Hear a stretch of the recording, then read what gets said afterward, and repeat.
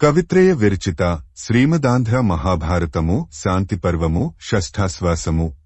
కూతికర్త తిక్కన సోమయాజీ 1275–1260 సంవత్సరముల మధ్య ప్రచురణ తిరుమల తిరుపతి దేవస్థానములు 2013వ సంవత్సరము.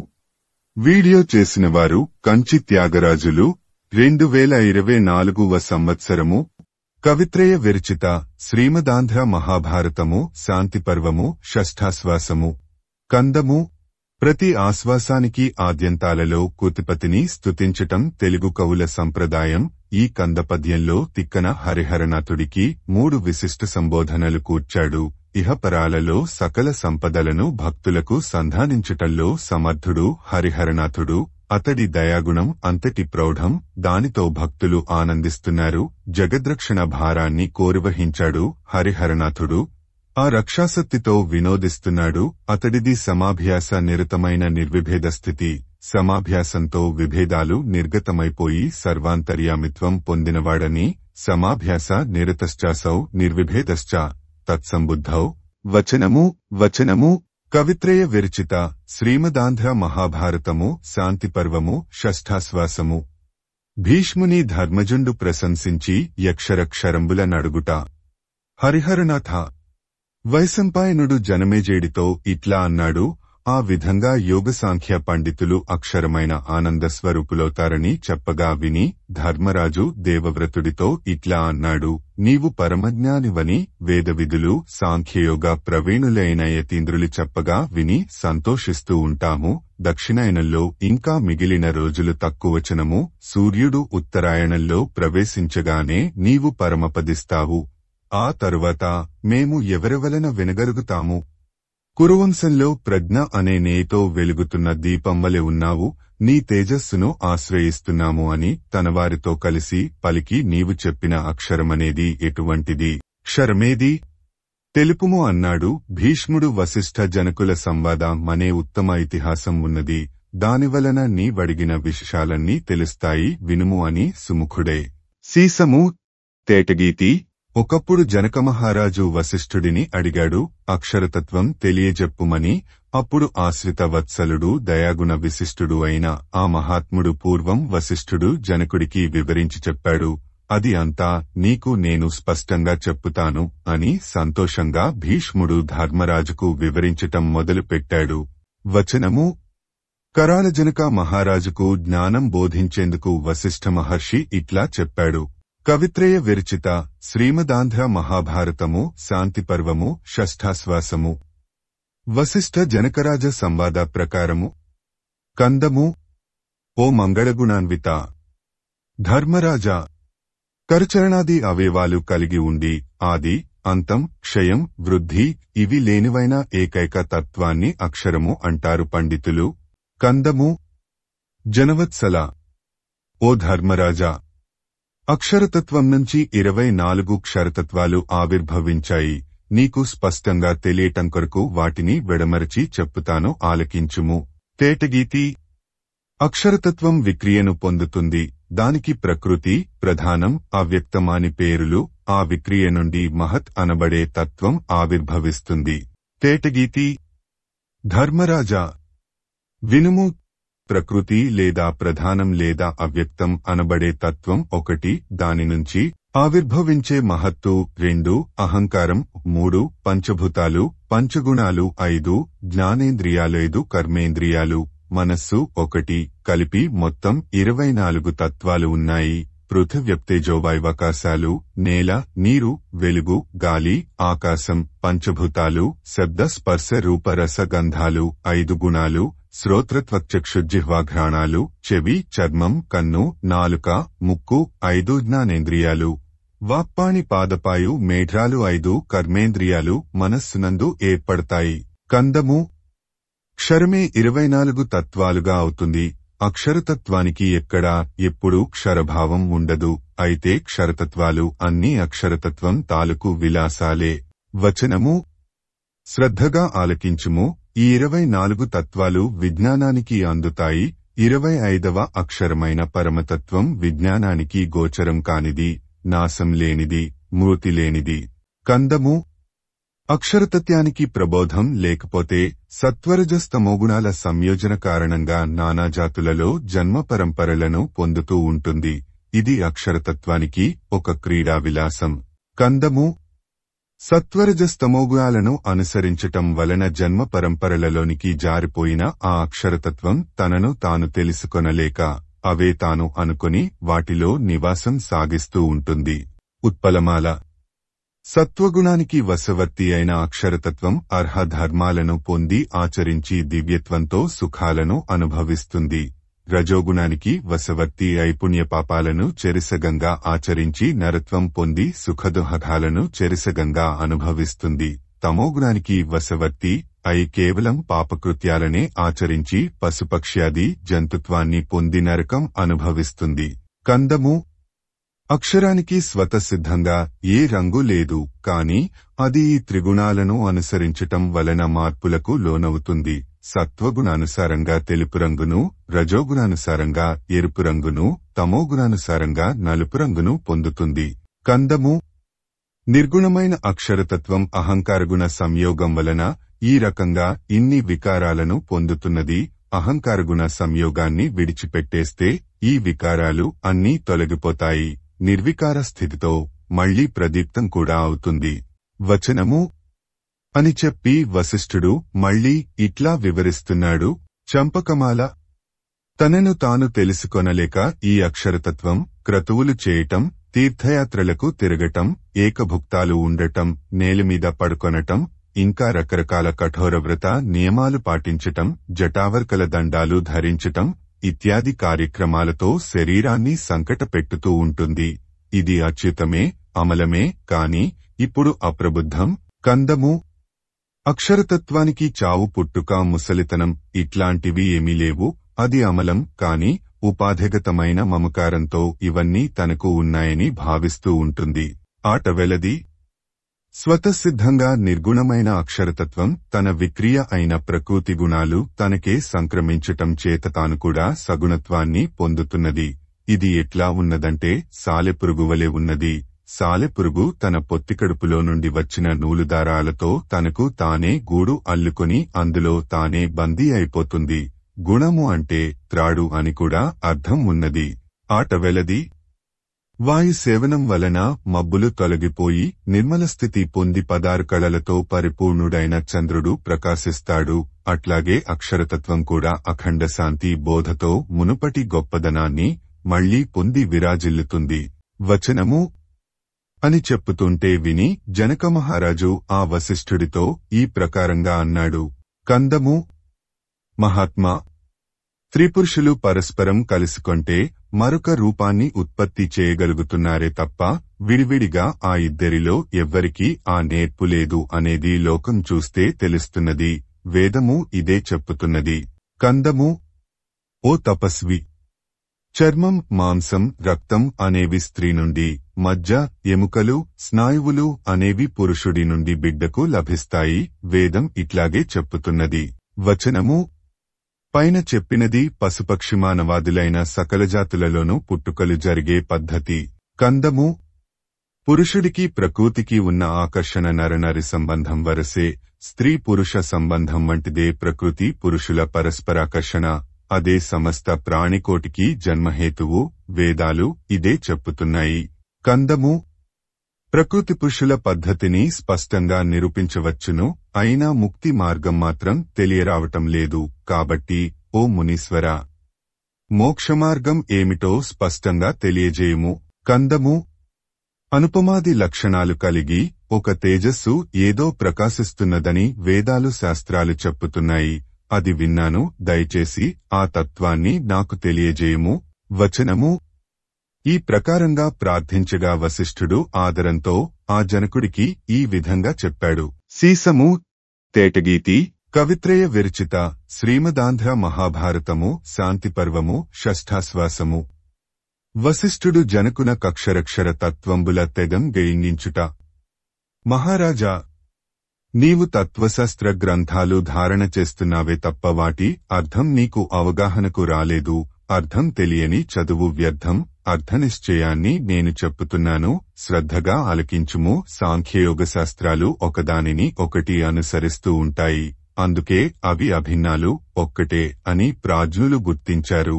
ఈ రెండింటికీ వేదమే జన్మస్థానం, అదే ఆధారం. ప్రకృతిలో 3 లింగాలు ఉన్నాయి, అవి ప్రసిద్ధాలు. ఆత్మకు మాత్రం ఆ లింగాలు ఏవీ ఉండవు, ఇది కూడా వేదం చెప్పిన విషయమే. కందము. ఓ ఆలోచనాపరుడా! విత్తనం నుండి విత్తనము, దేహం నుండి దేహము, ఇంద్రియాల నుండి ఇంద్రియాలు, మనస్సు నుండి మనస్సు ఇట్లా జన్మిస్తూ ఉంటాయి, తెలుసుకొమ్ము. తేటగీతి. ఆత్మకు బీజం లేదని, దేహం ఉండదని, ఇంద్రియాలు లేవని, మనస్సు కూడా ఉండదని వేదాలు వివరిస్తున్నాయి. ఆత్మ అనేది నిర్గుణం, అందుచేత దానికి భవబంధాలు, భవదోహకాలు, కర్మాచరణలు ఇట్లాంటివి ఏమీ ఉండవు. చంపకమాల. వసంతాది ఋతువులకు ఒక రూపమంటూ ఏదీ లేదు, అయినా ఫలపుష్పాల వలన ఆ ఋతువులకు ఒక రూపం ఏర్పడుతున్నది. ఆ చిహ్నాలతో ఆయా ఋతువులను మనం గుర్తిస్తున్నాం. అట్లాగే ప్రకృతికి కూడా ఒక లింగమంటూ ఏదీ లేదు. లింగాలన్నీ ప్రకృతి నుండి పుట్టిన వికృతులే, అయితే ఆ లింగాల సాంగత్యం వలన ప్రకృతి కూడా సలింగ అవుతున్నది. నిజానికి అది అలింగ. కందము. కాబట్టి గుణాలు ప్రకృతివే కాని పరమాత్మవి కావు. అవి ఏ రకంగానూ మహేశ్వరుడికి అంటవు, లేనిది ఉన్నట్లు అవుతుందా? కాదు కదా. అట్లాగే ఇదీను. వచనము. ఇంతరకు చెప్పినది అక్షరము. అక్షరము అనే వాటి జ్ఞానం ఏకము, అనేకము, కనబడేది. అదర్శనము, తత్వరహితము, తథ్యము, అపవర్గము, వర్గము అని వరుసగా అక్షరక్షరాల పర్యాయ సంజ్ఞలు. అజ్ఞానులు అక్షరతత్వాన్ని గ్రహించలేరు, తెలుసుకొనలేరు. జ్ఞానులైన సాంఖ్యులు, యోగులు బుద్ధికి అందనిదే 25వదైన ఆ అక్షరతత్వాన్ని దర్శిస్తారు అని వశిష్ఠుడు చెప్పగా విని, సీసము. తేటగీతి. మహర్షి, ఆత్మకు ఏకత్వం అనేకత్వం ఉన్నది అంటున్నారు, అట్లాగే విద్య అవిద్య అనేవి ఉన్నాయి అంటున్నారు. ఇవి రెండు కూడా నాకు తెలిసేటట్లు చెప్పుము. అక్షరక్షర విభేదం ఏమిటో చెప్పావు, కాని బుద్ధి ఎంతైనా అస్థిరం, అందుచేత ఆ వివేకం అప్పుడే రూపుమాసిపోయింది. సాంఖ్యయోగ పద్ధతులను కూడా మరింత స్పష్టంగా వివరించుము అని జనక మహారాజు అడిగాడు. అప్పుడు వశిష్ఠుడు ఇట్లా అన్నాడు, ఓ రాగరహితుడా, చెప్పుతున్నాను శ్రద్ధగా వినుము. యోగం అంటే ధ్యానం, అది ప్రాణాయామం అని ఒకటి, మానసిక ఏకాగ్రత అని ఒకటి, 2 పద్ధతులలో ఉంటుంది. వీటిలో మొదటిది సగుణత్వ విధానం, రెండవది నిర్గుణత్వ పద్ధతి. ఏకాగ్రత చ మనసః ప్రాణాయామస్తథైవ చ, ప్రాణాయామస్తు సగుణో నిర్గుణో మనసస్తథా. వచనము. ఆ రెండింటికి అనుష్ఠాన పద్ధతి చెప్పుతాను వినుము. కందము. ఓ రాజా, మలమూత్రాలు విసర్జించే సమయంలోనూ భోజనానికి తరువాత ప్రాణాయామాదికమైన యోగాన్ని అనుష్ఠించటం సమంజసం కాదని, అది నిషిద్ధమని పూర్వాచార్యులు చెప్పుతున్నారు. మూత్రోత్సర్గే పురిషే చ భోజనే చ నరాధిప, త్రికాలం నాభియుంజీత శేషం యుంజీత తత్పరః. సీసము. తేటగీతి. కొలదిగా మాత్రమే ఆహారాన్ని భుజిస్తూ కలయికలను వదిలిపెట్టి ఇంద్రియాలపై దృష్టి పెట్టకుండా విషయ సంబంధమైన ప్రలోభాలు లోలోపల గొడవ చేయకుండా ఉండేటందుకు మంచి బుద్ధిబలాన్ని ఆయుధంగా గ్రహించి మనస్సును ఆత్మలోనికి మరల్చి రాయవలే ఏ సంకల్పాలు లేకుండా గాలిలేనప్పుడు నిశ్చలంగా ఉండే దీపంవలే ఆత్మస్వరూపాన్ని నిరంతరం దర్శించుకుంటూ యోగి ఆనందిస్తాడు. వచనము. పైన చెప్పినది యోగ పద్ధతి, ఇక సాంఖ్యం గురించి వివరిస్తాను. తేటగీతి. మహారాజా, ప్రకృతివాదులైన సాంఖ్యులు ఈ ప్రకృతిని అవ్యక్తము అంటారు. దీనికి ప్రసవించే ధర్మం ఉన్నది కాబట్టి తనను తాను బుద్ధిగా, అహంకారంగా, పంచభూతాలుగా, శబ్దాది విషయాలుగా, శ్రోత్రాది ఇంద్రియాలుగా, జ్ఞానేంద్రియాలు, కర్మేంద్రియాలు విస్తరించుకుంటుంది. వచనము. పురుషుడి వలన ఈ విస్తరణ అంతా జరుగుతుంది. పురుషుడే దీనికంతటికీ అధిష్ఠాత. కందము. ఓ జనక, అనులోమంలో పైనుండి క్రిందకు సృష్టి జరుగుతుంది, ప్రతిలోమంలో క్రింది నుండి పైకి సంహారం జరుగుతుంది. సృష్టి జరుగుతున్న జనన సమయంలో ప్రకృతికి అనేకత్వం శోభిస్తుంది, ప్రళయ సమయంలో ఏకత్వం విరాజిల్లుతుంది. అనులోమేన జాయంతే లీయంతే ప్రతిలోమతః, ఏకత్వం ప్రళయే చాస్య బహుత్వం చ యదా సృజత్. వచనము.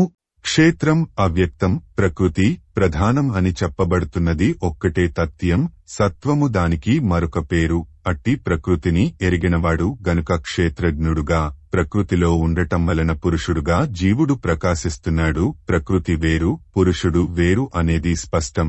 ప్రకృతి జ్ఞానం, పురుషుడు తెలుసుకొనవలసినవాడు. ప్రకృతికి గుణాలు ఉన్నాయి, పురుషుడు నిర్గుణుడు. ఇది సాంఖ్య పద్ధతి. ఇట్లా పరిగణన రూపంగా 24 తత్వాలను గ్రహించి దర్శించుకొంటే మోక్షం లభిస్తుంది. ఇది పునర్జన్మ లేని స్థితి. తత్వసమూహం వ్యక్తం కానిది, నాశవంతమైనది. 25 తత్వాలతో కూడిన పురుషుడు ప్రకట స్వరూపుడు, క్షరము లేనివాడు. ఈ విషయం తెలిసినవాళ్లు నిర్భయంగా ఉండగలరు. రాజా, యోగమును సాంఖ్యమును అక్షరతత్వాన్ని నీకు బోధించాను. ఇక విద్య అవిద్య అనగా ఏమిటో వివరిస్తాను వినుము. కవిత్రయ విరచిత శ్రీమదాంధ్ర మహాభారతము శాంతిపర్వము షష్ఠాశ్వాసము. విద్యావిద్యల ప్రకార నిరూపణము. ఆటవెలది. ఓ మానవనాయక, 25వ తత్వమైన అక్షరమే విద్య, ప్రధానము అవ్యక్తము క్షేత్రము అనే పేర్లతో వ్యవహరింపబడే ప్రకృతియే అవిద్య. వీటిలో ఉన్న తక్కిన విశేష విభాగాలు కూడా స్పష్టంగా చెప్పుతాను వినుము. వచనము. కర్మాచరణ చేసే ఇంద్రియాలకు జ్ఞానేంద్రియాలు, జ్ఞానేంద్రియాలకు మనస్సు, మనస్సుకు పంచభూతాలు, పంచభూతాలకు అహంకారము, అహంకారానికి బుద్ధి, బుద్ధికి ప్రకృతి, ఆ ప్రకృతికి 25వ తత్వము విద్యలు అని చెప్పి వశిష్ఠుడు ఇంకా ఇట్లా అన్నాడు. తేటగీతి. ఓ విదేహరాజా, క్షరము అక్షరము అనే తత్వాలను రెండింటినీ ఇంతవరకు వివరించి చెప్పాను. ఇంకా చెప్పవలసింది మరొకటి ఉన్నది. అది సమగ్ర విశేషకలితం. సావధానుడవై వినుము. సీసము. ఆటవెలది. భోవరా.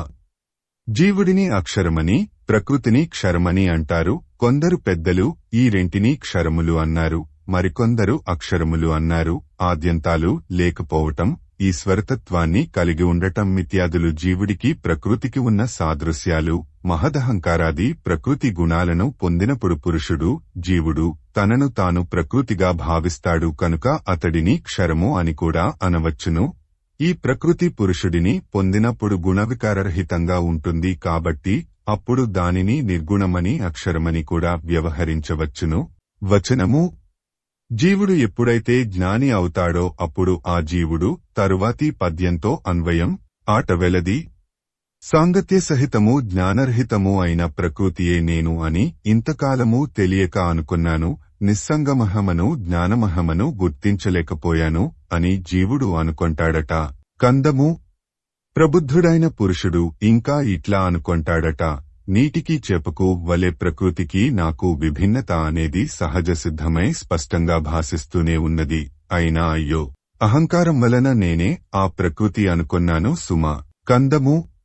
ప్రకృతి తన గుణవికారాలతో లోభపెట్టి ఇంతకాలము నన్ను వెర్రివాడిని చేసింది. నిజానికి నేను కళంకరహితుడను, రూపరహితుడను. ఈ ప్రకృతిని విడిచి నిర్మముడను, నిరహంకారుడను అయి శాశ్వతంగా నిలుస్తాను, అక్షరత్వం పొందుతాను. తేటగీతి. నిజంగా ఈ అపరాధం ప్రకృతి వలననే జరిగిందా? కాదు, దోషమంతా నాదే. అసంగుడను అయిన నేను అసలు ప్రకృతితో ఎందుకు కలిశాను? అట్లా నేనే కలిసినందువలనే కదా ఈ అనేకరూపత కలిగింది నాకు. కందము. మమకారం వలన బహుజన్మలు కలుగుతున్నాయి, దానిని వదిలించుకున్నాను అంటే ఈ నానా జన్మభ్రమణం తొలగిపోతుంది. సహజంగా నేను పురుషుడు, జీవుడు, నిర్మలుడను, ప్రకృతిని ఆశ్రయించటం అనే ఈ లక్షణం నాకెందుకు? అనవసరం. తేటగీతి.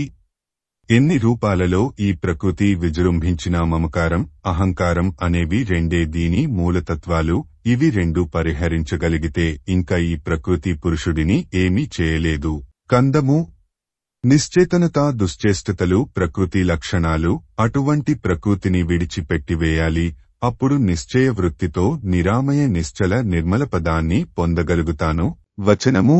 అని ఈ విధంగా ఉత్తమ జ్ఞానం వల్ల నశించే ప్రకృతిని విడిచిపెట్టిన పురుషుడు 25వ తత్యం అక్షరు డనబడతాడు. దీనికంటే పైన ఉన్న ఉత్తమతత్వాన్ని చాలామంది ఎరుగరు, సాంఖ్యులు తప్ప. క్షరుడు, అక్షరుడు, ఉత్తముడు ఈ వీరు అప్రబద్ధులు, తెలుసుకోబడనివారు. 26వ తత్వం పురుషతత్వం. వరుసగా ఇవి తెలుసుకొనబడనిది, తెలుసుకొంటున్నది, తెలియబడినదీను చివరిది. పరతత్వం జ్ఞానసంపన్నం, శుద్ధం, కొలతకు అందనిది, శాశ్వతమైనదీను. ఇది 25వ తత్వాన్ని, 24వ తత్వాన్ని దర్శిస్తూ వెలుగొందుతుంది. కందము దృశ్యము అదృశ్యము అయిన ఈ జీవతత్వ పరతత్వాలకు బ్రహ్మము అనే పేరు కూడా ఉన్నది. ప్రకృతికి అది లేదు. ఇంకా అక్షరతత్వాన్ని వివరిస్తాను, తెలుసుకొనుము. ఆట వెలది. ప్రకృతిని విడిచిపెట్టేసి జీవుడు తనను తాను తెలుసుకొని పరతత్వాన్ని దర్శించేటప్పుడు ప్రకృతి తాలూకు సగుణత్వస్థితి నశించిపోతుంది. తన్మయత్వాన్ని పొంది ఈ పురుషుడు తన కేవల జీవతత్వ సిద్ధిని గ్రహిస్తాడు. కందము తన కేవలత్వాన్ని గుర్తించిన జీవుడు తనను తాను పరతత్వంగా దర్శించి తల్లీనుడవుతాడు. అదే నిరామయము అనంతము అయిన పదం సుమ. కందము ఓ రాజా, పురుషుడికి సంబంధించిన ఏకత్వం, అనేకత్వం అనేవాటిని శాస్త్ర మర్యాదతో ఈ విధంగా తెలుసుకొనవచ్చును. శ్రద్ధ ఉన్నవాడు ఇవి గ్రహించగలుగుతాడు. కందము పరమపావనుడా, ఇది మోక్ష పద్ధతికి పంచవింశుడైన పురుషుడికే మోక్షం అనేది. ఈ జీవుడు తనను ప్రకృతిగా భావించి దాని గుణాలలో తగులుకొని ఉంటాడు కాబట్టి అతడికి వాటి నుంచి మోక్షణం, విడుదల అవసరమవుతుంది. తేటగీతి ప్రకృతితో తనకున్న తగులును విడిచిపెట్టి పురుషుడు 26వ తత్వంతో కలిసినట్టయితే అతడు తనకు అంతకు ముందు లేని కేవలత్వ నిర్మలత్వాది పరతత్వ లక్షణాలను పొందుతాడు. వాటితో సమైక్యం చెందుతాడు. వచనము ఈ ప్రకారంగా బోధించి వశిష్ఠుడు ఇంకా ఇట్లా చెప్పాడు. కందము జనకమహారాజా, శివము పరబ్రహ్మము వికారరహితము సనాతనము అయిన పదాన్ని తెలియజేశాను. దీనిని నీవు స్థిరచిత్తంతో అలవరచుకొమ్ము, అందువలన నిర్భయుడవు అవుతావు. తేటగీతి మహారాజా, నీకు ఇంతవరకు తెలియజెప్పిన ఈ విద్యను నీవు మరెవరికైనా తెలియజెప్పాలని అనుకొంటే అవతలి వ్యక్తి అర్హతానర్హతలు గమనించి వ్యవహరించుము. భక్తి, నిగ్రహం, సంశ్రయణం, వేదాల పట్ల గౌరవం, ఈ లక్షణాలు ఉన్నవాడికే ఉపదేశించుము. పాత్రత ఎరిగి కదా దానం చేయమన్నారు. ఈ లక్షణాలు లేని అపాత్రుడికి ఈ విద్యను ఉపదేశం చేయకుము సుమా. ఆట వెలది.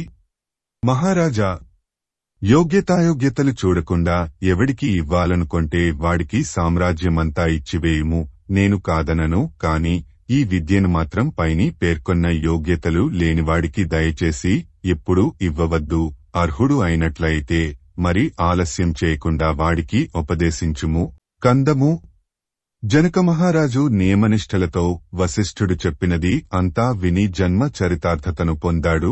ఓ ధర్మరాజా, ఆ జరిగిన కథ అంతా నీకు నేను స్పష్టంగా వివరించి చెప్పాను. వచనము అని చెప్పి భీష్ముడు ధర్మరాజుతో ఇట్లా చెప్పాడు.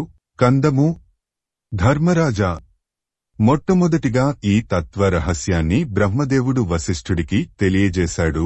వశిష్ఠుడు నారదుడికి వివరించాడు. ఆ నారదుడేమో దయతో నాకు ఉపదేశించాడు.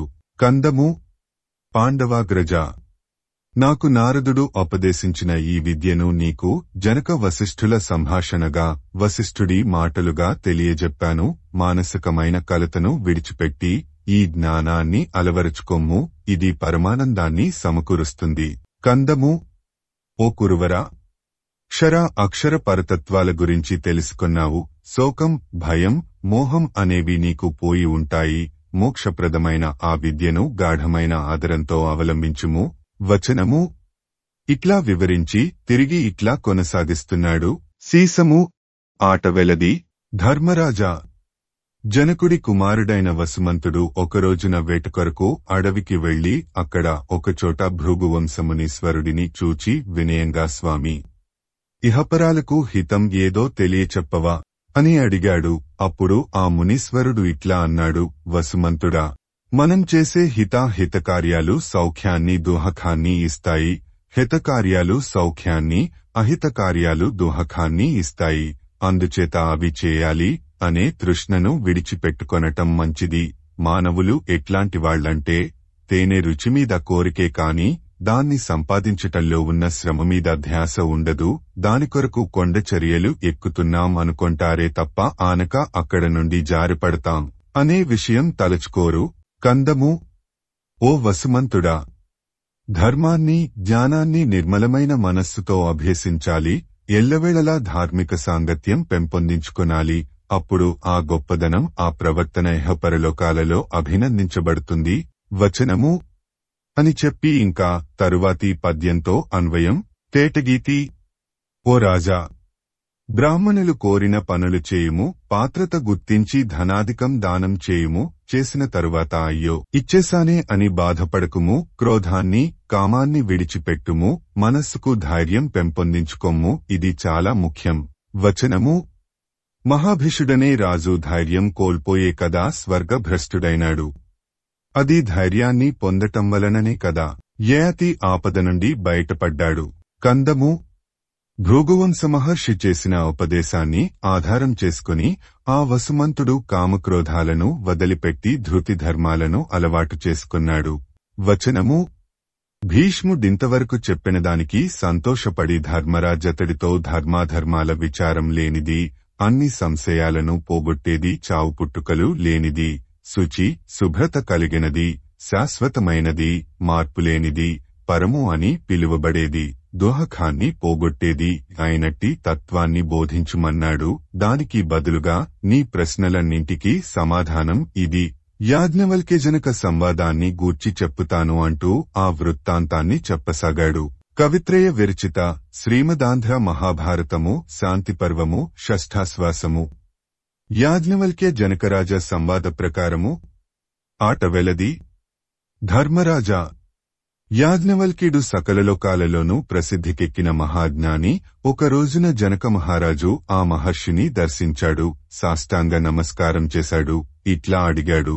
వచనము ఇంద్రియాలు, ప్రకృతి, బ్రహ్మము, పంచభూతాలు, వాటి సృష్టి ప్రళయం, వాటి సంఖ్యను వీటినన్నిటినీ దయతో నాకు చెప్పవలెను అని జనక మహారాజు అడుగగా దానికి మునిశ్రేష్ఠుడైన యాజ్ఞవల్క్యుడు ఇట్లా సమాధానమిచ్చాడు.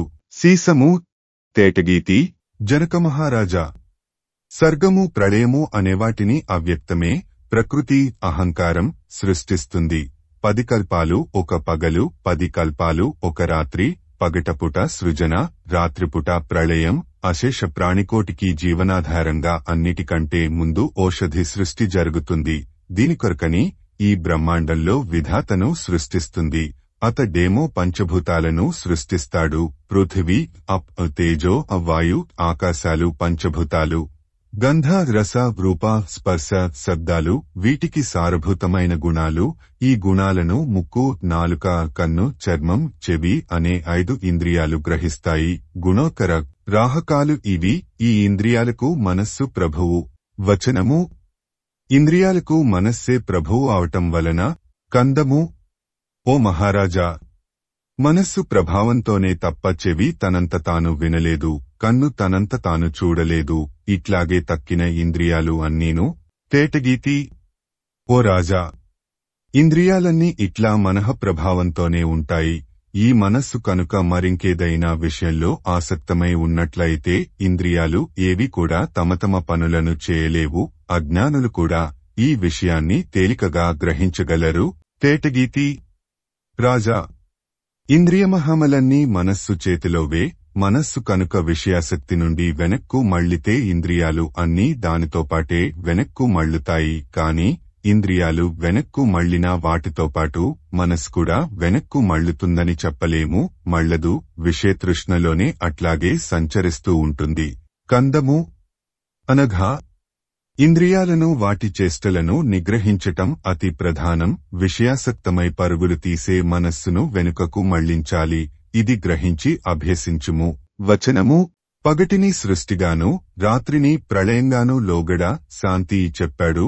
రాత్రి అయ్యేసరికి అవ్యక్తం అహంకృతి పురుషుడిని ప్రబోధిస్తుందిట. అప్పుడు అతను 12 సూర్యరూపాలు గ్రహించి తన కిరణాలతో జీవరాశిని అంతటినీ నశింపజేస్తాడు. జీవరాశి 4 విధాలు. గర్భాశయం నుండి పుట్టేవి జరాయుజములు, గుడ్డుల నుండి పుట్టేవి అండజాలు, స్వేదం నుండి పుట్టేవి స్వేదజములు, గింజల నుండి మొలకెత్తేవి ఉద్భిజ్జాలు. ఈ మొత్తం జీవరాశిని ద్వాదశాదిత్యకరణాలు నాశనం చేస్తాయి. అప్పుడు ఈ భూమి తాబేటి చిప్పవలే కూర్మ పృష్ఠం అయిపోతుంది. అప్పుడు మహాప్రవాహం వలె నీరు వచ్చి ఈ భూగోళాన్ని ముంచివేస్తుంది, జలమయం చేసివేస్తుంది. కాలాగ్ని చెలరేగి ఆ నీటిని ఆవిరి చేసివేస్తుంది. మహావాయువును ఆకాశం వింగివేస్తుంది. ఆకాశాన్ని మనస్సు కబళిస్తుంది. మనస్సును అహంకృతి పురుషుడు గ్రసిస్తాడు. అహంకారాన్ని అవ్యక్తంలోగుంటుంది. ఇది ప్రళయం. రాత్రి గడిస్తే మళ్లీ అంతా మామూలే. పగటపూట సృజన. కందము. మహారాజా, అధ్యాత్మ, అధిభూత, అధిదేవతాలు ఏమిటో నీకు స్పష్టపరుస్తాను. అది నీకు కనువిప్పు కలిగిస్తుందని భావిస్తాను. సీసము. తేటగీతి. కవిత్రయ విరచిత. శ్రీమదాంధ్ర మహాభారతము. శాంతిపర్వము. షష్ఠాశ్వాసము. అధ్యాత్మాధభూతాధిదేవత ప్రకారము.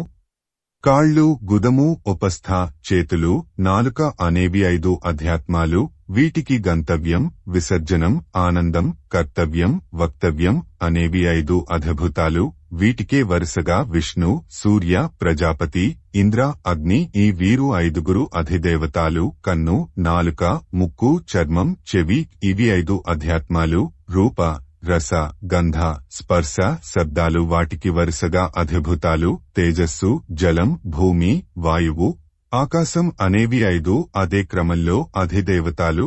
కందము. రాజా, మనస్సు అనేది అధ్యాత్మం. దీనికి మంతవ్యం అనేది అధిభూతం. చంద్రుడేమో అధిదేవతం. వేద ప్రామాణ్యాన్ని బట్టి పండితులు ఇట్లా చెప్పుతున్నారు. తేటగీతి.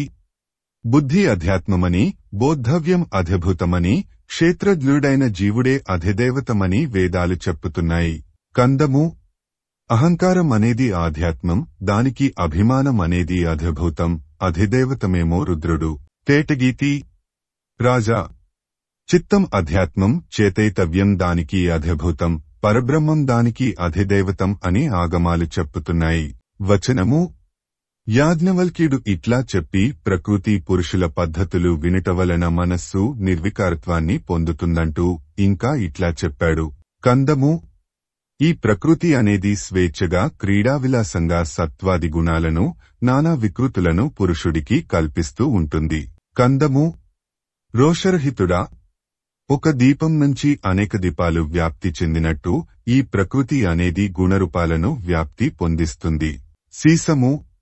సంతోషాదులు సత్వగుణాలని, అహంకార కామక్రోధాదులు రజోగుణాలని, తిండిపోతుదనం, చాడికోర్తనం, మరుకుదనం ఇత్యాదులు తమోగుణాలని తెలిసికొమ్ము. కందము. సత్వాది గుణాలతో కళంకరహితుడైన పురుషుడికి అనేక రూపాలు కల్పించటం ప్రకృతికి స్వభావం. అది దానిని వదలదు. కందము. రాజా, పురుషుడు చైతన్య సహితుడు. ప్రకృతికి చైతన్యం లేదు. అయినా పురుషుడి ప్రకాశంలోనే తాను జగద్భారాన్ని వహిస్తుంది. పురుషుడిని కూడా తన వెంట తిప్పుకొంటుంది. ఉత్పలమాల. జీవాత్మ అనబడే ఈ తత్వం తనను తాను తెలుసుకొనలేక ప్రధానము అనబడే ప్రకృతి తత్వపు చేతలలో ఇరుక్కుపోయి సత్వగుణంతో కేవల పుణ్యకర్మలను ఆచరించి ఊర్ధ్వలోకాలను పొందుతుంది. రజోగుణంతో మిశ్రకర్మలను ఆచరించి మానుషత్వం పొందుతుంది. తమోగుణంతో కేవల పాపకర్మలు ఆచరించి రౌరవాది నరకాల పాలవుతుంది. కందము. జీవాత్ముడు ప్రబుద్ధుడైనట్లయితే అవ్యక్తమనబడే ప్రకృతి వెంట తగలిపోడు. శాశ్వతం, నిరంజనం, నిర్మలం, జరావిరహితం అయిన అచ్యుతపదాన్ని పొంది అక్షరుడైపోతాడు. పంచవింశతి తత్వ విశిష్టుడైన పురుషుడు తనను తాను తెలుసుకుని ప్రబుద్ధుడైతే అక్షరుడైపోతాడు. వచనము. అని చెప్పగా విని జనక మహారాజు ఆ యాజ్ఞవల్క్య మునీశ్వరుడితో ఆది అంతము లేనివి, ఆకారరహితాలు, నిశ్చలాలు, గ్రహింపరానివి అయిన పురుష ప్రకృతి తత్వాలలో ఒకటి సచేతనంగా ఉండగా రెండవది ప్రకృతితత్వం చైతన్యరహితమైపోవటానికి కారణం ఏమిటో తెలియజెప్పుమని అడుగగా ఆ జనక మహారాజుతో యాజ్ఞవల్క్యుడు ఇట్లా అన్నాడు. కందము. సగుణం అగుణం కాదు, అట్లాగే అగుణము సగుణం కాదు. సత్వాది గుణాలు కలిగి జడస్థితిలో ఉండే అవ్యక్తానికి, ప్రకృతికి, పురుషధర్మమైన జీవాత్మ చైతన్యం ఉండదు. కందము.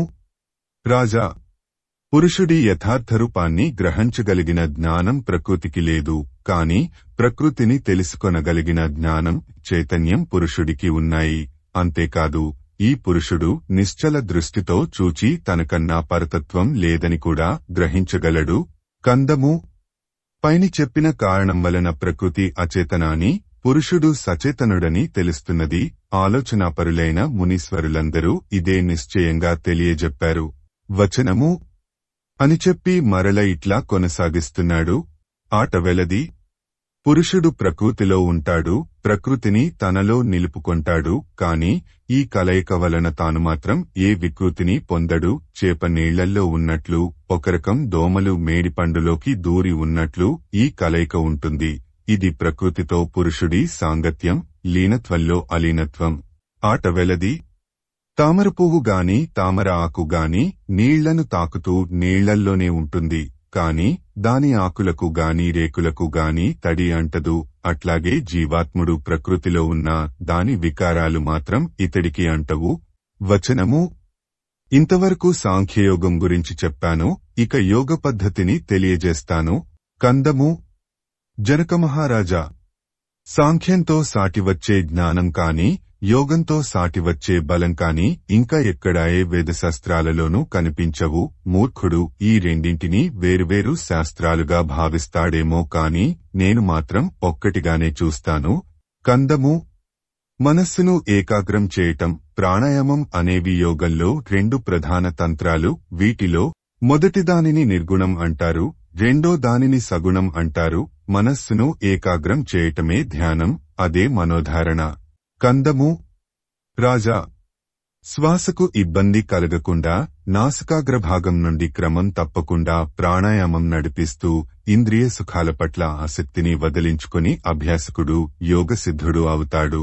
వచనము అది ఎట్లా అంటే ఇదిగో వినుము. తేటగీతి.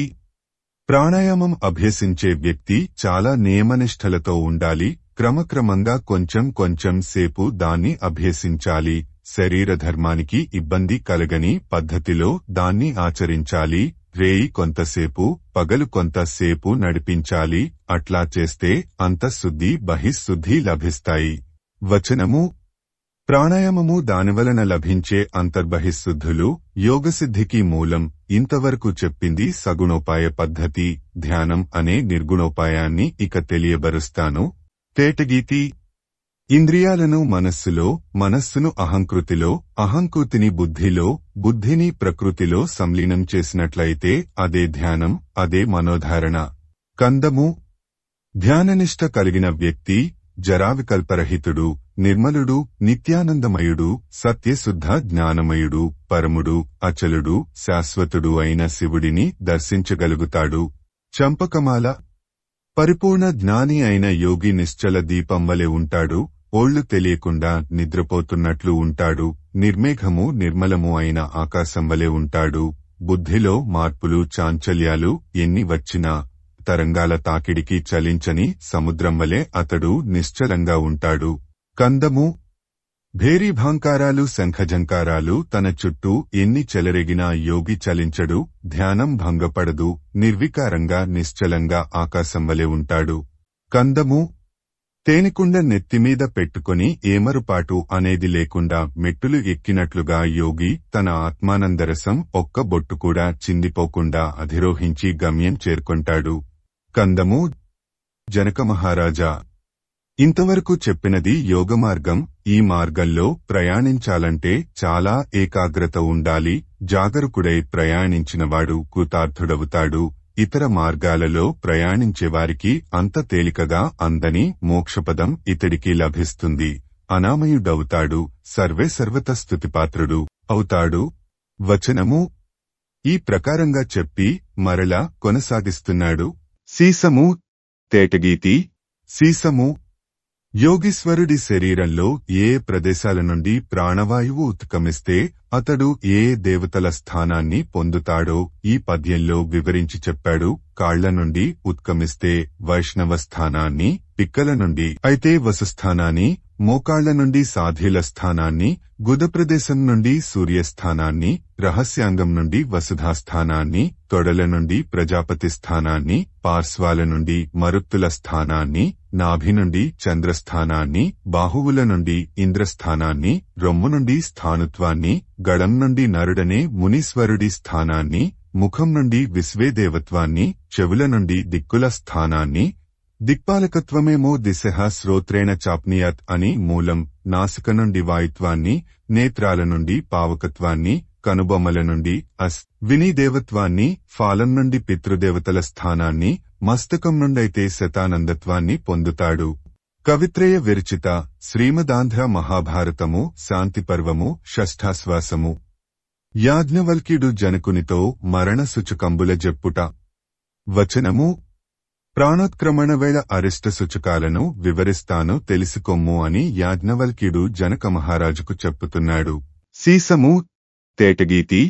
జనక మహారాజా, సప్తర్షి మండలంలో అరుంధతిని చూడగలిగిన శక్తి కంటికి ఉన్నా అరుంధతి కనపడకపోతే వాడి ఆయుర్దాయం ఇక సంవత్సరమే అని గ్రహించుము. నాసికకు కుడివైపున ఒక ముక్కు ఊడిపోయినట్లు తన చూపులకే అనిపిస్తే వాడు కూడా సంవత్సరం కంటే జీవించడు. అట్లాగే నిండు చందమామ మకిలిపట్టినట్టు బూజురుగా కనిపిస్తే అతడు అంతే, సంవత్సరం తరువాత మరి ఉండడని తెలుసుకొమ్ము. ముఖవచ్చస్సు ఇదివరకు వలె కాకుండా బాగా పెరిగినట్లు కనపడినా తరిగినట్లుగా కనపడినా తెలివి కూడా అట్లాగే బాగా పెరిగినట్లో తరిగినట్లో అనిపించిన వాడు 6 నెలల్లో సెలవు తీసుకొంటాడని గుర్తించుము. సూర్యచంద్రబింబాలలో తొర్రెలు కనపడితే వాడు వారం రోజుల కంటే బ్రతుకడు సుమ. కందము సద్గుణసముద్రుడా, మరొక విషయం చెప్పుతున్నాను గ్రహించుము. కోవెలలోకి వెళ్లినప్పుడు అక్కడున్న గంధపుష్పాది సుగంధ ద్రవ్యాలు ఎవడి ముక్కుకి దుర్గంధం వలె సోకుతాయో వాడు 6 నెలల్లో హరి అంటాడని తెలుసుకొమ్ము. తేటగీతి. చెవులు, ముక్కు వాలిపోవటం, దంతాలు రంగు మారిపోవటం, కన్నులు నిర్జీవంగా అయిపోవటం, శరీరమంతా మాడిపోయినట్టు నల్లబడటం, హృదయ స్పందన కోల్పోవటం ఇవన్నీ సద్యోమృత్యువుకు సూచకాలు. తేటగీతి. అకారణంగా ఎడమకన్ను నీరోడినా, నెత్తిమీద నుంచి పొగలు రేగినా ఆ మానవుడు తత్క్షణమే మరణిస్తాడని సూచన. ఇవన్నీ బ్రహ్మదేవుడు స్వయంగా చెప్పిన విషయాలు సుమ. కందము. ఆయా మరణసూచకాలతో యోగీశ్వరుడు అరిష్టాన్ని గుర్తించి యోగమార్గం విడువకుండా సాగిస్తూ జీవాత్మను పరమాత్మతో అనుసంధానించి కాలాన్ని స్వాధీనపరుచుకొంటాడు. వచనము: ఈ విధంగా ఆ యోగీశ్వరుడు ఆటవెలది. యోగీశ్వరుడు కాలాన్ని కబళించే శీలంతో మృత్యువును జయించి శాశ్వతాది లక్షణాలు కలిగిన అవ్యయ పదాన్ని పొందుతాడు. వచనము అని చెప్పి యాజ్ఞవల్క్యుడు జనక మహారాజుతో పరతత్వాన్ని విశదీకరించు మని అడిగావు. ఆ ప్రశ్న చాలా సూక్ష్మమైనది అంటూ ఇట్లా కొనసాగించాడు. సీసము తేటగీతి. జనక మహారాజా, ఒకప్పుడు నేను గొప్ప తపస్సు చేసి సూర్యభగవానుడిని మెప్పించాను. ఆ దేవుడు ప్రత్యక్షమై ఏదైనా వరం కోరుకొనుమన్నాడు. అయితే నాకు యజస్సులను సంప్రాప్తింపజేయుము అని అడిగాను. సరే, అట్లాగే సరస్వతీదేవిని ఆవహింపజేస్తాను, నోరు పెద్దదిగా తెరువుము అన్నాడు సూర్యుడు. నేను ఆనందంతో నోరు తెరిచాను. సరస్వతి శరీరంలోనికి ప్రవేశించింది. వెంటనే శరీరం భగభగలాడిపోయింది. తట్టుకొనలేక ఎదురుగా ఉన్న సూర్యుడిని గుర్తుపట్టలేక తల్లడిల్లిపోయాను. అట్లాంటి నన్ను చూచి ఆ సూర్యుడు ఇట్లా అన్నాడు. కందము. సూర్యుడు నన్ను చూచి, ఓ విప్రుడా, కొంచెంసేపు తట్టుకొమ్ము, మంటలు చల్లబడతాయి అన్నాడు. అనటమేమిటి, చల్లబడటం కూడా జరిగిపోయింది. అప్పుడు సూర్యుడి ముఖపద్మం నుండి నా చెవులకు ఇంపుగా కొన్ని పలుకులు వినిపించాయి. కందము. యాజ్ఞవల్క్య మహర్షి, వేదం నీకు లభిస్తుంది, నీ బుద్ధి వికసిస్తుంది, సాంఖ్యయోగాలు నీకు ప్రాప్తిస్తాయి. వేదం భాసించే ప్రపత్తితో ఉన్న ఉల్లాసం బుద్ధికి కలుగుతుందని గాని ఆటవెలది. యోగసాంఖ్యల సిద్ధివలన కలిగే ఇష్టావాప్తి నీకు లభిస్తుంది. ఆనందంగా వెళ్ళుము అనే మెత్తని పలుకులు సూర్యుడి నోటి నుండి నా చెవులకు సోకాయి. నా ఆనందానికి అవధులు లేవు. అమృత వర్షంలో దొప్పదోగినట్టు అయ్యాను. వచనము. తరువాత ఆ సూర్యభగవానుడు పశ్చిమ దిక్కుగా వెళ్లిపోయాడు. నేను మిక్కిలి సంతోషిస్తూ ఇంటికి వచ్చి సరస్వతీదేవిని ధ్యానిస్తూ ఉండగా తరువాతి పద్యంతో అన్వయం. కందము. మిథిలాధపతి. ఓంకారం అగ్రభాగంలో ఉండగా అచ్చులు హల్లులతో అలంకరింపబడిన సరస్వతి నాకు ప్రత్యక్షం అయింది. హృద్యమైన మధువు ఆ రూపానికి మధ్యభాగంలో భాసిస్తోంది. ఈ రూపం నాకు స్పష్టంగా కనిపించింది. వచనము. కవిత్రయ విరచిత శ్రీమదాంధ్ర మహాభారతము శాంతిపర్వము షష్ఠాశ్వాసము విశ్వావసునకు యాజ్ఞవల్క్యుడుపదేశించిన తత్వ ప్రకారము. ధ్యానంలో సాక్షాత్కరించిన సరస్వతీదేవిని నేను యాజ్ఞవల్క్యుడు శరణు వేడగా సూర్యానుగ్రహంతో 15 శాఖల యజుర్వేదం స్ఫురించింది. దానిని శిష్యులకు నేర్పి వేదవేద్యమైన తత్వాన్ని సాంఖ్యయోగాల సహాయంతో తెలుసుకొనగలిగాను. ఇట్లా కాలం గడుస్తున్నది. ఒకనాడు విశ్వావసువు అనే గంధర్వుడు నా దగ్గరకు వచ్చాడు. 15 ప్రశ్నలు వేశాడు. అన్నింటికీ సమాధానాలు చెప్పాను. విశ్వాలు మిత్రావరుణులు, జ్ఞానజ్ఞేయాలు, తపోతపస్సులు, సూర్యాతిసూర్యులు, విద్యావిద్యలు, వేద్యావేద్యాలు, చలచలాలు, వీటిని తెలియజెప్పుమని 15వ ప్రశ్నగా కట్టకడపట అడిగాడు. విశ్వము వరుణుడు, జ్ఞానము తపస్సు, సూర్యుడు ఇవన్నీ అవ్యక్తము అనబడే ప్రకృతి, అవిశ్వము మిత్రుడు, జ్ఞేయము అతపస్సు, అతిసూర్యుడు ఇవన్నీ పురుషుడు. అట్లాగే విద్య, వేద్యం, అచలం అనే శబ్దాలు పురుషుడికి పర్యాయపదాలు అని చెప్పి యాజ్ఞవల్క్యుడు ఇంకా ఇట్లా అన్నాడు. ఆట వెలది. విశ్వావసు గంధర్వ వ్యక్తావ్యక్త తత్వాలు రెండూ సమైక్యం పొంది అఖండ రూపత్వం పొందినప్పుడు అజములు, అవరణములు, అక్షయములు, అతీంద్రియములు అనే పేర్లతో రెండూ వ్యవహరించబడుతూ ఉంటాయి. వచనము ఇట్లా తెలిపి ఇంకా కందము వేదాధ్యయనానికి ఫలం వేదవేద్యాన్ని తెలుసుకొనటం. అది జరగనివాడు 5 వేదాలను బట్టియం పట్టినా అది కేవలం శ్రమ, వేదాల బరువుని మోయటం మాత్రమే, నిష్ప్రయోజనం. ఇంతే. ఆట వెలది. వేదార్థ చింతన వలన క్షర అక్షరతత్వాల వివేకం కలుగుతుంది. వీటిలో క్షరాన్ని విడిచిపెట్టి అక్షరతత్వాన్ని స్థిరమైన నిష్ఠతో స్వీకరించాలి. తేటగీతి 25వదైన అక్షరతత్వాన్ని ఉపాసిస్తే క్షరాతీతమైన కేవలత్వం సిద్ధిస్తుంది. దానివలన 26వదైన పరతత్వం సాక్షాత్కరిస్తుంది, తాదాత్మ్యం కలుగుతుంది. కందము పురుషుడిని, ప్రకృతిని వేరువేరు రూపాలుగా చూడటం అనేది సమంజసమే. కాని పరముడు, పురుషోత్తముడు వేరువేరు కాదు, ఇద్దరు ఒకటే. 25, 26 తత్వాలకు భేదం లేదని. కందము పురుషోత్తముడు, షడ్వింశక్తత్వము, పరమేశ్వరుడు అనేవి ఆ పరమాత్మకే పేర్లు. ప్రబుద్ధుడైన జీవాత్ముడే పరమాత్ముడని లోగడ వివరించాడు. అదే నిష్కలం, అదే నిరంజనం, అదే ఆనందం, అదే జ్ఞానం, అదే నిత్యం. వచనము అని యాజ్ఞవల్క్యుడు చెప్పగా విశ్వావసుడు 25వ తత్వానికి పైన మరొకటి ఉండటం, అది మరలా ఒకటే కావటం అన్న విషయాన్ని నారద, జైగిషన్య, దేవల, కపిల, సుక, సుమంత పైలాదుల గోష్ఠీ సందర్భాలలో విని ఉన్నాను. అయినా ఇంకా అనుమాన నివృత్తి కాలేదు. సర్వలోక పూజ్యుడవైన నీవే నా సందేహాన్ని తొలగించాలి అని నన్నడుగగా నారదుడిని ధ్యానించి, కందము ఓ తేజస్వి, నీ సందేహం తీరకపోవటం అనేది ఎవరి తప్పు అంటావు? మహర్షుల గోష్ఠిదా ఆ లోటు? కాదు కదా. ఏకాగ్రత కోల్పోయి నీ బుద్ధి కలుషం అయితే అది నిన్ను సంశయాత్ముడిగానే ఉంచేస్తుంది మరి. వచనము అందుచేత ఓ విశ్వావసు, ప్రశాంతమైన మనస్సుతో వినుము అంటూ ఇట్లా కొనసాగించాను. కందము ప్రకృతితో సాంగత్యం వలన పురుషుడికి అనేక రూపత్వం కలుగుతుంది. జనన మరణాది వికారాలు తప్పవు. ఇది కారణంగా అతడిని పురుషోత్తముడు అనకపోవటం అజ్ఞత. ప్రకృతి సాంగత్యంలో ఉంటూనే పురుషుడు తన విభిన్నత్వాన్ని తెలుసుకొనగలిగితే ప్రబుద్ధుడు అయినట్లే. జనన మరణాది వికారాలు ఎన్ని ఉన్నా అతడిని, ప్రబుద్ధ జీవాత్మను పురుషోత్తముడుగా గుర్తించటం విజ్ఞులు మాత్రమే చెయ్యగలరు. వచనము అని చెప్పి మరల యాజ్ఞవల్క్యుడు ఇట్లా అంటున్నాడు. తేటగీతి ప్రకృతి పురుషుడిని చూడదు. ప్రకృతినే చూస్తూ పురుషుడు పరమాత్మను దర్శించలేడు.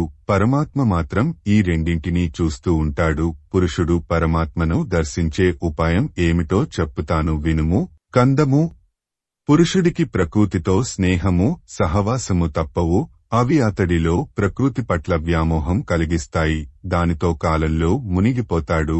అహంకార మమకారాలు కోరికను పెంచుతాయి. ఇంకా ఈ జీవాత్ముడు నేనే ప్రకృతిని అనుకుంటూ ఉంటాడు. ఈ వ్యామోహం ఉన్నంతవరకు పురుషుడికి పరమవీక్షణము లభించదు. కందము ఓ విశ్వావసు, నేనే ప్రకృతిని అనే భావం విడిచిపెట్టి పురుషుడు చూడగలగాలి. ప్రకృతిని నీరుగా, తనను చేపగా దర్శించగలిగితే తనకు ప్రకృతికి ఉన్న వేర్పాటు ఏమిటో తెలుస్తుంది. ఆటవెలది. ఓ విశ్వావసు! ప్రకృతిని విడిచిపెట్టి తనను తాను భిన్నుడుగా గుర్తించగలిగిన దృఢ వివేకం పురుషుడికి లభిస్తే అప్పుడు నిస్సంగమైన పరతత్వాన్ని నిస్సందేహంగా చూడగలుగుతాడు. కందము. జనన మృత్యుభయాలతో యోగసాంఖ్యాలను ఆశ్రయించిన యతీశ్వరులు నిర్మమత్వస్థితితో పరతత్వ సాన్నిధ్యాన్ని సుస్థిరంగా అనుభవిస్తారు. వచనము. పునర్జన్మ లేని స్థానమైన ఆ స్థితియే పరతత్వమంటే అని పలికి మరల. కందము. నేను ప్రకృతి కంటే భిన్నుడను అనే పూనికతో చూడకపోవటం వలన కలిగేది ఒక ప్రత్యేకమైన అవగాహనతో కూడిన చూపుతో చూస్తే అందువలన కలిగే పరమానందాన్ని స్థిరపరుచుకొనగలిగితే పురుషుడికి ఏ వికారాలు ఉండవు, ప్రబుద్ధుడు అవుతాడు. కందము. పురుషోత్తముడు పురుషుడు విభిన్నులనటము ఉన్నది. అయినా ఇద్దరినీ కలిపే ఉపాయంలోనే ఏకత్వమహిమ సాధకుడికి అనుభవంలోనికి వస్తుంది. సాంఖ్యయోగాల ద్వారా ఇది సిద్ధిస్తుందని.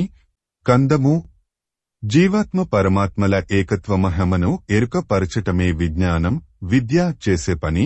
చిత్తశాంతి అనేది లేనివాళ్లకు పరానందం లభించదు, ఏకత్వమహిమ సిద్ధించదు. మమకారాన్ని విడిచిపెట్టుకొంటే మోక్షం లభిస్తుంది. వచనము. ఇట్లా నేను ఉపదేశించగా వినిన విశ్వావసుడు నాకు మేలు కూర్చేది ఆచరణయోగ్యమైనది నిజమైనది అయిన మార్గాన్ని చెప్పావు, నీ అనుగ్రహం వలన తేటపడ్డాను అని నాకు నమస్కరించి విశ్వావసుడు సెలవు తీసుకున్నాడు అని యాజ్ఞవల్క్యుడు ఇంకా ఇట్లా చెప్పసాగాడు. కందము. జనకరాజోత్తమ! ఇంతవరకు నేను చెప్పింది బ్రహ్మాది దేవతలకు మునులకు సమ్మతమైన మతం. ఇదే ముక్తికి మార్గం, మరి వేరే మార్గాలు లేనేలేవు. ఆటవెలది. జననమరణాలను జయించటమే మోక్ష పదవి. అది కేవలం ఈ జ్ఞానం చేతనే లభిస్తుంది. కాబట్టి జ్ఞాన సాధన అనేది అన్ని విధాలా ఉత్తమోత్తమ కర్తవ్యం. కందము. చతుర్వణాలలో గురువు ఎవడైనా కానిమ్ము, ఈ ఉపాయం చెప్పినవాడే దేవత. శిష్యుడికి అంతటి శ్రద్ధ ఉండాలి. శ్రద్ధ లేకపోతే జనన మరణ రూపమైన అజ్ఞానం వదలదు, పొదువుకునే ఉంటుంది. కందము. రాజా, వింటున్నావా? అజ్ఞానం వలన జీవాత్ముడు కర్మాచరణబంధనంలో కూరుకొనిపోతాడు. అతడికి జననమరణాదులు అంతరించవు, మోక్షపదం లభించదు. సరియైన జ్ఞానం కలవాడికి ముక్తి కరతలామలకం. కందము. రాజా, ఇప్పటివరకు నేను ఉపదేశించిన ఈ మార్గాన్ని ఆశ్రయించుము. నీవు నన్ను అడిగనదంతా నలుగురికి సమ్మతమైన పద్ధతిలో ఏ సందేహాలకు తావులేకుండా వివరించి చెప్పాను. శోకహేతువైన మోహాన్ని లేదా శోకాన్ని, మోహాన్ని విడిచిపెట్టుము. జ్ఞానం వలన కలిగే ధైర్యం నిలుపుకొమ్ము. కందము. యాజ్ఞవల్క్యుడు ఇట్లా వివరించి చెప్పేసరికి జనకమహారాజు సంతోషపడ్డాడు. దోహఖాదీ భావాలను విడిచిపెట్టేసి బ్రహ్మధ్యానంలో జనకుడి చిత్తం సంలగ్నమయ్యింది. అందువలన మరీ సంతోషం కలిగింది. ఆ ఆనందంలో అట్లా ఉండిపోయాడు. వచనము. ధర్మరాజా, యాజ్ఞవల్క్యముని పలుకుల ప్రకారమే నేను ఈ గొప్ప విద్యను నీకు ఉపదేశించాను అని చెప్పి భీష్ముడు నీవు దీనియందు శ్రద్ధ కలిగి సజ్జనులు గర్హించే శోకమోహాలను త్యజించి సుఖివి కమ్ము అని ధర్మరాజుతో పలుకగా అతడు సంతోషించి భీష్ముడికి నమస్కరించి గృహస్థ ధర్మాన్ని వదలకుండా మోక్షం పొందవచ్చునా అనే అనుమానం నా మనస్సులో ఉన్నది, దానిని తొలగించుమని వేడుకొన్నాడు. భీష్ముడు జనకసులభాదేవుల నడుమ జరిగిన సంవాదం అనే ఇతిహాసాన్ని వినుమని, దానివలన సందేహాలన్నీ తొలగిపోతాయి, దానిని వినుమని ధర్మరాజుతో ఇట్లా అన్నాడు. కవిత్రయ విరచిత శ్రీమదాంధ్ర మహాభారతము శాంతిపర్వము షష్ఠాశ్వాసము. కృతికర్త తిక్కన సోమయాజీ 1275 1260 సంవత్సరముల మధ్య. ప్రచురణ తిరుమల తిరుపతి దేవస్థానములు 2013వ సంవత్సరము. వీడియో చేసినవారు కంచి త్యాగరాజులు 2024వ సంవత్సరము.